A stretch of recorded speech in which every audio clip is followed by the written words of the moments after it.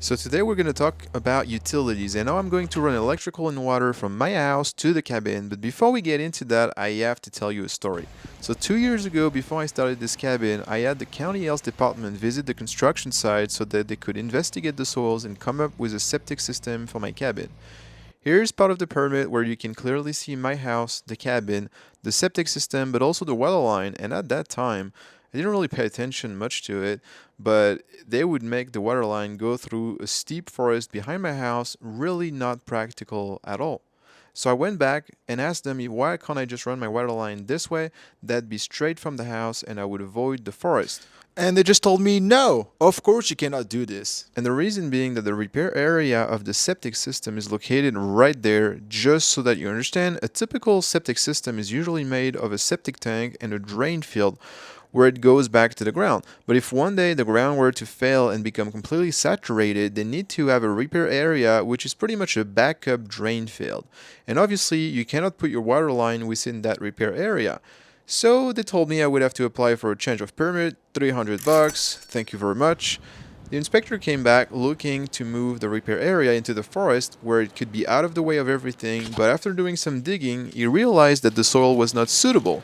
I was slowly losing my mind, to be honest with you, at that point, because I only have 1 acre of land, so we quickly ran out of options. I'm lucky, honestly, that the inspector was super nice and willing to work with me. And by looking at the other side of the land, he pretty much made it work on paper.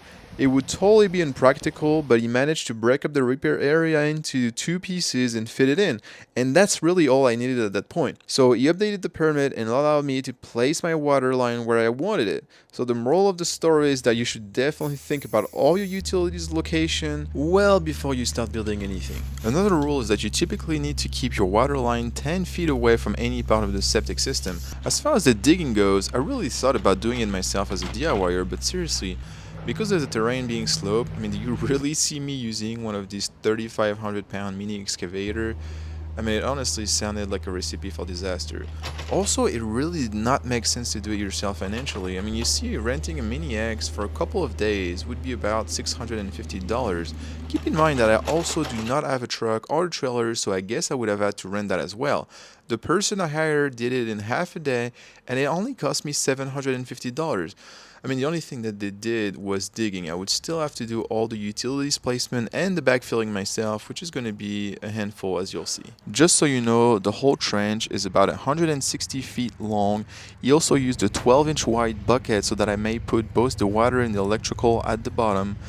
Based on local code requirement in my area, the water line needed to be 6 inches below the frost line, which comes down to 2.5 feet, and the trench usually was between 2.5 and 3 feet deep. Here's what I used for my water line.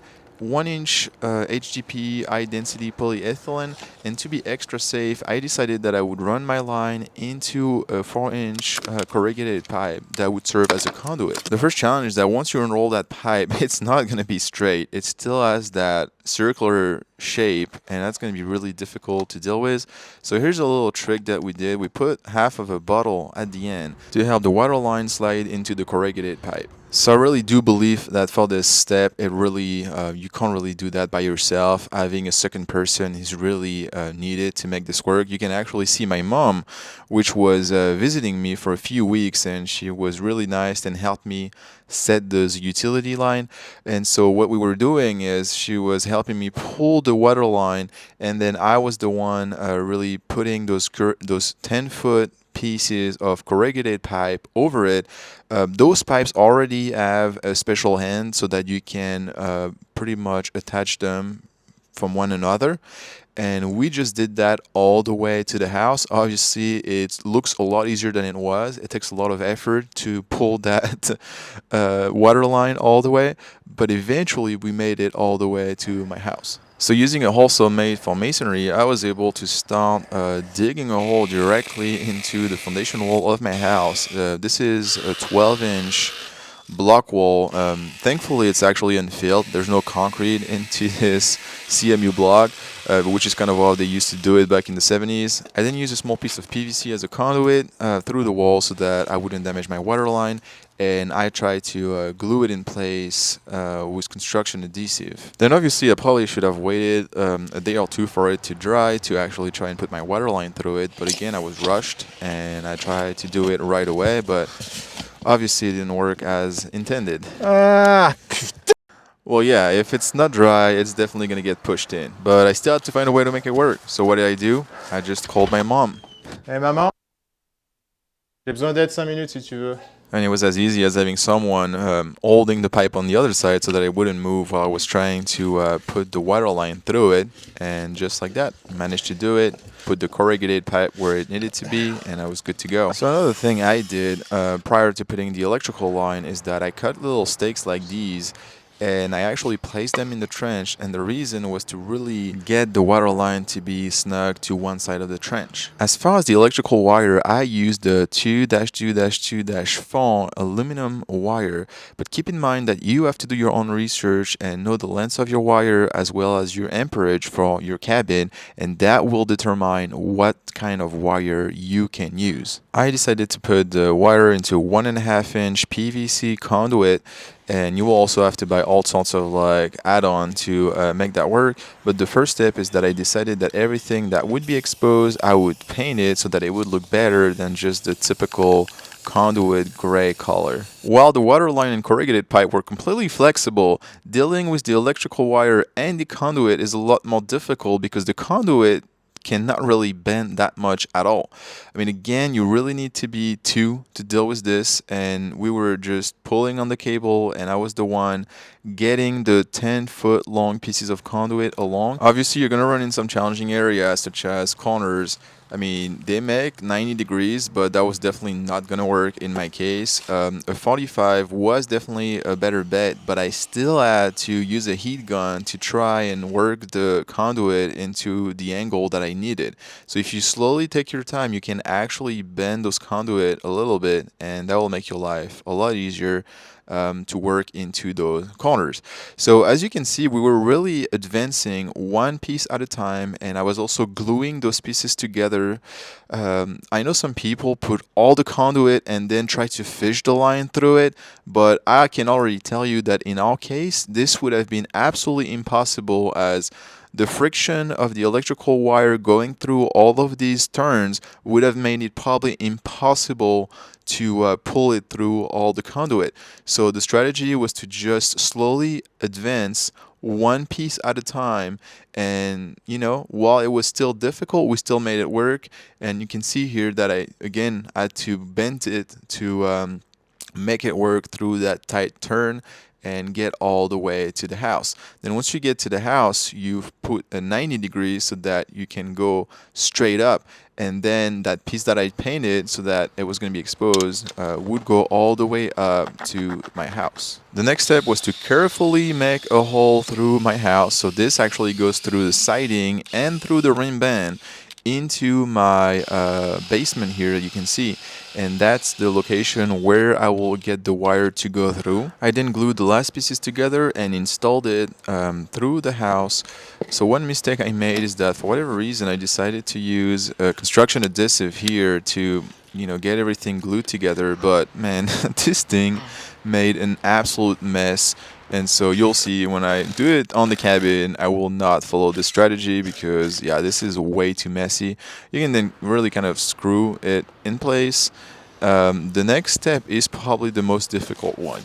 Getting that wire, which is extremely thick, into the house is absolutely difficult. When you get to the end like this, it's almost impossible to actually get it to do a 90-degree angle. And I surely did not know what to do at that point. Putain, non. Ah là là. There's really no point in forcing at this point because you will start damaging the wire. So I did try taking the conduit off the wall, see if that would make my life easier. I mean, obviously you can see that now I'm really covered in construction adhesive and making a big mess everywhere. Allez là. Putain, mais c'est pas possible. So I just kept on trying until I finally got it. Allez. Voilà. So here's a close-up of what the trench looks like with both my electrical and water line just separated on each side of the trench. I then started backfilling some of the trench because, I mean, we're not done yet. I still wanted to put my Ethernet cable, but I decided to backfill the trench halfway, so I added probably a foot to a foot and a half of dirt and made sure to compact it. So here's my category 6 direct burial Ethernet cable, which I think is 200 feet long. Obviously, I wanted to make sure to really protect the end as I was going to install that cable into my trench. And I know what you're thinking. I mean, I could have absolutely added another kind of conduit to run this line. It would have been a lot better and probably more long-term. But, man, I mean, this PVC conduit is so expensive that I was just like, no, there's no way. I'm not spending another $400 in conduit to get this line installed. So actually, I mean, the only conduit you have to install is at both ends. Wherever it's going to stick out of that trench, I still had to install a little piece of conduit so that it would go up the house wall into the house, just like I did with the electrical line. I mean, after that, it was time for some more backfilling. And I mean, if I have to be honest with you, this was a really difficult step. I mean, while I'll show you all those time lapses where everything is just nice and going fast, this is actually a fairly painful endeavor because there's so much soil to put back. I mean, you can quickly do the math. A 160-foot long trench, which is 2.5 foot deep and 1 foot wide, is pretty much about 49,000 pounds, which is 25 tons. So yeah, that's a ton of weight you're gonna have to carry and put back into that trench. And then we put this special roll that if anybody tries to come and dig in that location in the future, they will know that something is buried below. So because the trench was a foot wide, I decided to go with, putting two side by side to make sure that no one would ever get with some equipment and puncture the water or the electrical line. And then we were finally able to finish completely backfilling that trench. Probably the last 6 inches. You can see my mom really doing her best and helping me as much as she could because this was really brutal work. Took me hours and it was really not that fun by the end, but it really needed to be done. And so we got it done. I also went back and tried to clean up the mess I made with that construction adhesive, which I do not recommend using because this was a terrible idea. Thankfully, a little bit of spray paint did the job. And also I was able to just really kind of close everything, both for the electrical line and the Ethernet line right next to it. So because we get a lot of rain in my region, especially during the summer months, I decided to use some erosion control layer that was as easy as rolling it out all over my trenches. And hopefully this will allow grass and other stuff to just grow back and prevent any of the soil we backfilled from just washing away as soon as we get rain. So while everything was done at the house, this was not the case at the cabin. I still had about maybe 5 foot of the trench that was not backfilled because I still needed to work with, well, how am I going to connect the water line inside the cabin as well as the electrical and the Ethernet cable. So the first step was to work with the water line. I added the missing piece of corrugated pipe that would take me all the way to the underside of the cabin. Obviously, I located this trench exactly to run directly under my bathroom wall, which is where I'm gonna get my line to my water line to go up directly. I started by drilling a hole through the cabin floor where the water line was gonna be located, and then laying in the dirt under the cabin. I tried as best as I could to get that water line up there. Come on! That's probably... I think it's way too long anyway. Oh my goodness. No! Allez là! Tu te fous de ma gueule, hein? Allez, ok, mais ça, c'est trop long. M'en veux pas. Ça dégage. A great tip for you is that if you're going to build a cabin on post and beam, I mean, definitely think about how much room you're leaving yourself under the cabin to work, because the less you're going to have, the more difficult it's going to be. Come back here. So after some struggle, I finally got the water line to get in that hole. and was able to, put my corrugated pipe all the way down to my trench. Have you ever wondered how much I have spent so far on this cabin, money-wise and time-wise? If you would like to know, I do send a monthly newsletter out with a budget breakdown and the number of hours I have spent on this cabin project. Just go to my website, enter your email, you will receive the free cabin plans, but you will also automatically be added to my emailing list and you will start receiving the newsletter. You're welcome. So let's switch back to electrical now because I need to also finish up the conduit that is going to go under the cabin and will feed into the electrical panel, which is on the other side of the cabin. So you can see here, that's what I used to actually glue the pieces of PVC conduit together. And then you kind of work your way, just like we did in the past, where you have to work around corners. Thankfully here, a 45-degree angle was perfect to actually make that corner. And then you get to use a 90-degree to get out of that trench straight up to the underside of the cabin. What will be difficult and will feel like maybe wrestling a snake or something is that you will need to every time get your electric line to go through your pieces of conduit and get them all the way to the one you just attached. And so that is a little bit physical. But anyway, that's part of the process. And so my idea really it was that, I'm going to get off the ground and then I will try and actually attach the conduit to the main support beam of the cabin, because that would give me a great spot where I can actually solidly attach the conduit and make my way from one side of the cabin to the other. So it might not look like it, but those PVC conduit are actually pretty heavy. Actually, maybe not the conduit itself, but once you have that, you have that electrical line in there, this thing will really try and just go down on its own. So it really takes a lot of effort to keep it in place to actually attach it. And obviously, the end of it was going to be the most difficult because I kind of had to work, double corner and then use a 90-degree to go all the way up. As you've seen in the past, like those 90-degree are an absolute pain to work with. And they always took, like half an hour for me to finally get the wire to do the proper 90-degree. So you'll probably just have to arm yourself with a lot of patience and just take your time. It will work. It just takes some time to get it done. After that, it was just a matter of like getting up the cabin. So you'll have to do a test hole to really know where you're getting. You really want to be, in the bay where your electrical panel is. I decided to reinforce the hole with an actual piece of blocking. You'll see why in a minute. And then it was the time to really deal with the final 90 degrees, which was going to allow me to get the wire inside the cabin. Ça va être fun, ça. Ça va être... This is gonna be a blast. J'en peux plus de cette... So here's a little time lapse to save you from more swearing in French and all the frustration that I felt, but I eventually got it in.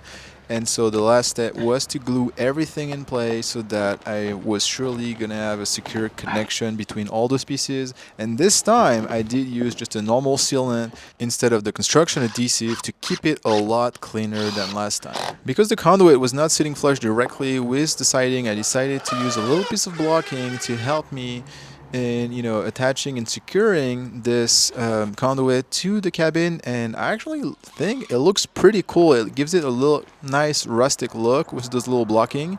So really happy with the result. The next step was to backfill the end of the trench a little bit so that I could run my Ethernet line.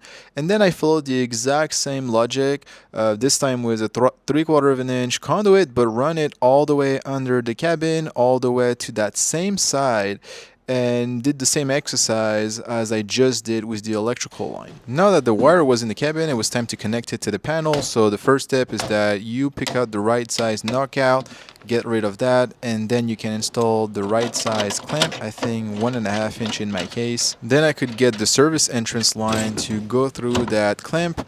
And I decided that it would be a good practice, I guess, to add a piece of blocking. That would give me something solid that I could secure the service line to. I'm pretty sure that's a code requirement anyway. You probably need that line secured. Then I was careful removing the jacket of the service line. Nice. Okay. 2 hot, 1 neutral, 1 ground. So this step is really not that difficult. I mean, once you figured out where your main breaker is, you will easily see that you have your 2 hot wire that will connect on each side of that main breaker, and then you will also have your neutral that will connect to right below that main breaker. So you want to make sure that you put some oxidation protection because those are aluminum wire. Then you can slide all 3 of them together up into their respective space and get them tight. As far as the ground wire, you will have to get the specific kit because the ground wire is too large to fit into your grounding bowl. So this little kit allows you to install this extra little thing on top of your grounding bowl, which will allow you to get your wire secured in place when you have a larger size wire. So only now that everything has been installed can you finish and tighten that clamp. We still have something left to do. Because this is a separate structure, I will need to install grounding rods outside, and I will need to connect these grounding rods to the panel, installing the wire you just saw, which is a bare copper wire. Because my cabin is elevated, I figured that using again some conduit would lead to a much cleaner look rather than just running that copper wire alongside my wall, uncovered. That specific copper wire will just be connected to the grounding bowl inside the electrical panel, and I guess that securing it on a piece of blocking is probably also a good idea so that the cable is not loose. So I'm not sure what code actually requires, but I decided to just dig out a little trench, maybe 6 to 10 inches deep, so that I would be able to run my 2 grounding rods and they would be buried so that no one would ever trip over them. Alrighty, 8-foot ground rod. 2 of them needs to be driven into the ground completely all the way down. The whole length. So I was honestly psychologically ready for this to go wrong. I was ready to hit some sort of rock or anything that would prevent me from getting that rod into the ground. But apart from being a slow process, it really wasn't that terrible. Well, look what I found in my garage. So that one was obviously a lot faster than the smaller hedgehammer I was using. Using a special clamp made just for that, I was able to install my grounding wire to my ground rod. And then I had left extra because I think per code you have to have a second grounding rod that's at least 6 foot apart from the first one. So once again, I got really lucky on the soil and I was able to drive that second one just as easily as the first one. And then to add extra protection, I made sure to put everything in a conduit. I don't think that's necessary, but it just felt right. Back inside the cabin, I decided to use some duct seal to completely plug the holes made for all my electrical and Ethernet line. Hopefully that would limit the amount of hair going through that. And then I was able to run my Ethernet line. Unfortunately, the line was not long enough, so I decided to couple it. That's probably not good practice because if I ever have an issue with that line, the couple will be hidden in the wall, so I don't think you should do that. But anyway, it's just an Ethernet line, so I just decided that I would do it. Last step for the electrical panel, so I actually checked with the inspector on that. I asked him if I could put some duct seal all over the place. I mean, my goal with this cabin is to make it as airtight as possible, and unfortunately, I couldn't find any other way to make an electrical panel airtight other than just like plugging it all over the place. And I finished the install by putting those caps that come with the electrical panel. That's just to prevent you from being electrocuted from the main lines. Okay, so back under the cabin. So the water line is here. Obviously, I cannot let this open like that because I don't have a crawl space, so this would surely freeze and burst. So here's what I'm thinking of. I got this, what do they call that? It's just like an electric pipe freeze protection, which looks like this. And it has a built-in thermostat, so theoretically it's supposed to like start eating up the pipe whenever it gets down to like too low of a temperature. And they also sell this little tape here, which is just, tape you can use to kind of apply this wire along your water line. I really wanted to get this wire as deep as I can. I even opened this up a little bit. So there you have it. I have the heating cable installed. It goes all the way down and kind of loops back up. The thermostat actually, per the manual, needs to be kind of sticking out. It shouldn't be directly against the water line. And then here on this other side, you have the electrical line. You can see it loops also at the top. And then the next step is going to be to insulate that line properly. So I did my best, just completely rolling it around the water line and the pipe heating cable, making sure to leave the thermostat exposed, and here's how it looks. I obviously did not want to just leave the water line this way, so I decided to pick a piece of corrugated pipe and cut it in half, and hopefully try to pretty much put it around the water line and its insulation, making sure to leave the thermostat and the electrical line sticking out. This was not easy at all, but once I got it in place, then I just used some clamp that I found on Amazon and installed those clamps maybe at 4 or 5 locations to make sure that the pipe would just stay closed and nothing would try and get in there. And then here you can see I nicely have my thermostat is sticking out here, so I'll be able to know how cold it is outside. And then here, that's my power strip. Now you can understand why I put a receptacle right here on this side of the cabin on the outside. So I went back and finished backfilling completely that trench, and I was good to go. So I know what you're wondering. I still haven't connected the water line as well as the electrical and the Ethernet back at my house. This will have to be happening in a follow-up episode. So thank you so much for watching. I do really appreciate it, and I'll see you next time.